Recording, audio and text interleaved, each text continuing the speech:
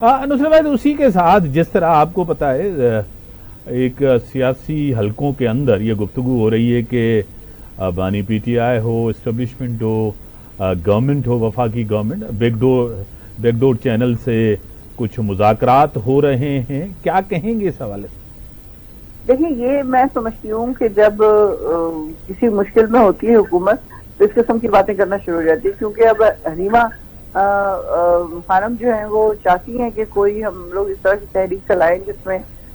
हुकूमत को रियलाइज करवाया जाए कि अब बस बहुत हो गया है, खान साहब को निकाला जाए और जो भी करना है वो अदालतों के जरिए हो। खान साहब तो राजी नहीं है इस बात के ऊपर कि मुझे इस तरह निकाल दो तुम लोग बाहर, मैं अदालत के जरिए ही जाऊंगा। ऑल्दो 26 अमेंडमेंट के बाद कुछ रह नहीं गया अदालतों में, लेकिन स्टिल बिलीव के नहीं, अदालतें ही करेंगी जो कुछ भी करना चाहेंगी। तो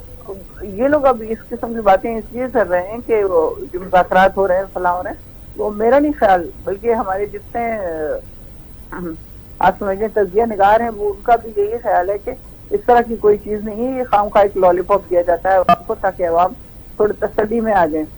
क्योंकि अगर इस तरह होता तो आप देखें कि लोगों को जिस तरह अभी भी गिरफ्तार किया जा रहा है, कल परसों मोदी का पुतला जलाने के ऊपर हमारे लाहौर के प्रेसिडेंट को गिरफ्तार कर लिया जाता है। तो डॉक्टर यास्मीन और बाकी जितने लाहौर के कैदी हैं, शाह महमूद कुरैशी समेत, उन सबको रिहा करना चाहिए। वो बिल्कुल बेगुनाह लोग हैं, हम सबको पता है कि वो सारे के सारे बेगुनाह हैं। शाह महमूद तो कराची में थे और डॉक्टर यास्मीन की जो वीडियो है वो बार बार कह रही है अंदर किसी ने नहीं जाना, कोई हंगामा नहीं करना, कुछ जलाना नहीं, कुछ नहीं करना, उसके बावजूद उनको गिरफ्तार कर लिया जाता है। बाकी लोग भी, चौधरी विजाज साहब हैं या महमूद इलियास साहब हैं, वो सब के सब कोई भी ऐसा नहीं था जो ये कह रहा हो कि ये करो, तो उन सबको रिहा करे ताकि नजर आए कि हाँ हुकूमत की इंटेंशन कुछ नेक है।